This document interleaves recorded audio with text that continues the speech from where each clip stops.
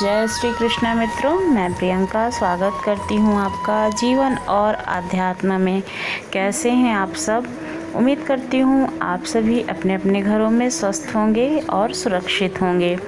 मित्रों, आज मैं आप लोगों के लिए लेके आई हूँ श्रीमद् भागवत कथा की एक छोटी सी कहानी कि किस तरह से चिड़िया ने एक दृढ़ निश्चय किया और उसने समुद्र को सुखाया अपनी मदद करने के लिए। मित्रों, हमारे श्रीमद् भागवत में अनेक ऐसी कथाएं हैं जो हमें जीवन में आगे बढ़ने के लिए प्रेरित करती हैं। हमें उन कथाओं को सुनना चाहिए और सुनकर छोड़ना नहीं चाहिए, अपनी ज़िंदगी में उतारना चाहिए, जैसे कि हम अपनी मदद स्वयं कर सकें। तभी हमारी मदद हमारे प्रभु करेंगे और हम अपनी ज़िंदगी में आगे बढ़ पाएंगे। इसलिए हमें हमेशा आगे बढ़ने के लिए, अपने आप को मोटिवेट करने के लिए श्रीमद् भागवत की कहानियाँ हमेशा सुननी चाहिए। तो आइए, ये छोटी सी कथा है जो मैं आप लोगों को सुनाना चाहती हूँ। तो चलिए कथा सुनते हैं। कुछ समय पहले की बात है। एक छोटी सी गौरैया समुद्र के किनारे एक गड्ढे में अपना घोंसला बनाकर रहती थी। वहाँ उस गौरैया ने 2 अंडे दिए हुए थे। सुबह होते ही वह अपने अंडों को छोड़कर और दाना चुगने के लिए निकल जाया करती थी। जैसा कि सभी पक्षी करते हैं कि वो अपने घोंसले को छोड़कर सुबह दाना चुगने जाते हैं और शाम को आकर फिर से अपने घोंसले में बैठ जाते हैं। तो उसी तरह से वो भी दाना चुगने के लिए रोज़ जाया करती थी। शाम को दाना चुगने के बाद जब गौरैया वापस आई तो उसने देखा कि उसके जो 2 अंडे थे वो वहाँ पर नहीं थे। उसके घोंसले से वो अंडे गायब थे। उसने आसपास देखा कि कहीं हमारे अंडे इधर उधर तो नहीं हो गए हैं, लेकिन उसे आसपास कहीं भी अंडा दिखाई नहीं दिया। उसने समुद्र से पूछा कि भैया, हमारे यहाँ पे 2 अंडे थे, क्या आपने उन्हें लिए हैं या आपने किसी को ले जाते हुए देखा है?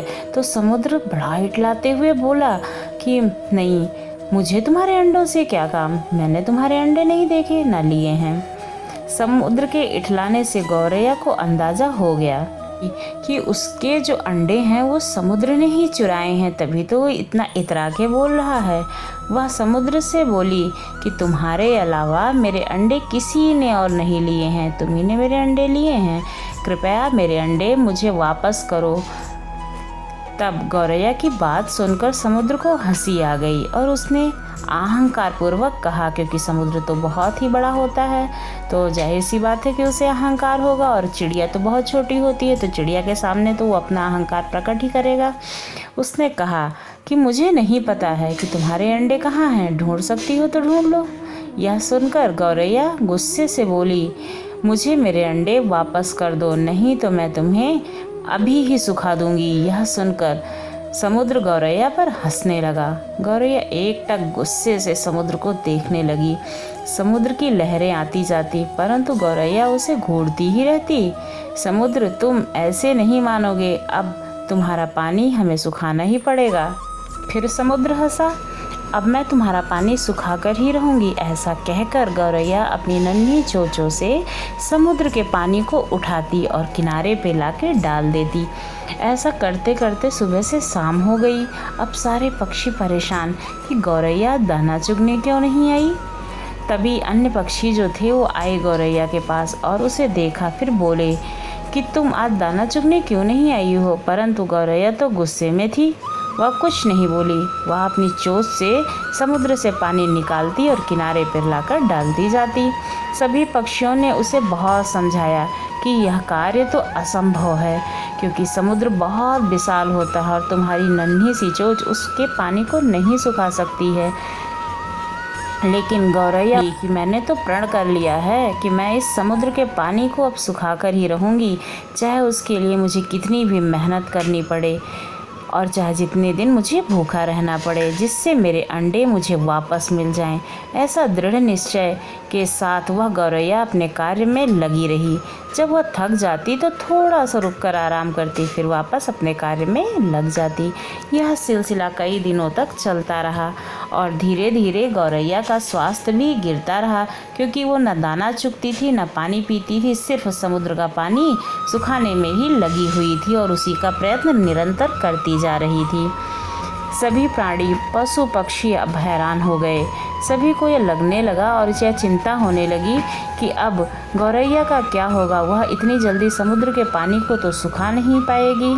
तब सभी पक्षियों ने मिलकर पक्षियों के राजा गरुड़ देव के पास पहुँचे और उनसे बोले कि महाराज, एक नन्ही सी गौरैया है जो अपनी जिद पर अड़ी हुई है। वह विशाल समुद्र को सुखाकर अपने अंडे उठाने का प्रयास कर रही है। यह सुनकर गरुड़ देव समुद्र तट पर गौरैया के पास पहुँचे और बोले, गौरैया, क्या हम तुम्हारी कुछ मदद कर सकते हैं? हमारी चोंच कुछ तुमसे बड़ी है और तुम्हारी मदद मैं समुद्र सुखाने में कर सकता हूँ। लेकिन गौरैया तो गुस्से में थी। वह बोली, यह मेरा काम है, मुझे ही करने दीजिए। मुझे किसी के मदद की कोई आवश्यकता नहीं है। मैं खुद ही इस समुद्र को सुखाकर अपने अंडे वापस ले लूँगी। तभी गरुड़ देव समझ गए कि गौरैया अपने बच्चों की चिंता से गुस्से में है।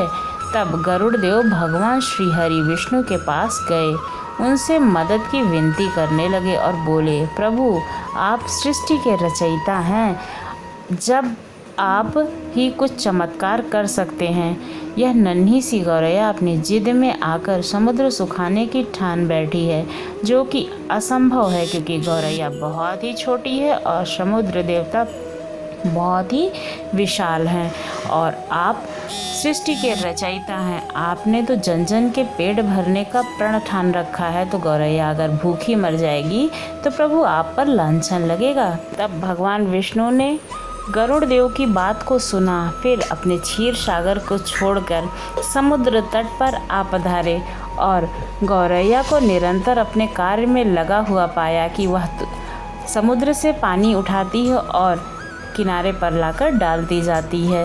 उसके दृढ़ निश्चय को देखकर वह गौरैया पर अत्यंत प्रसन्न हुए और श्रीहरि ने समुद्र देव से पीछे हटने का आग्रह किया और कहा कि अगर आप पीछे नहीं हटेंगे तो हमें मजबूरन आपको सुखाना पड़ेगा।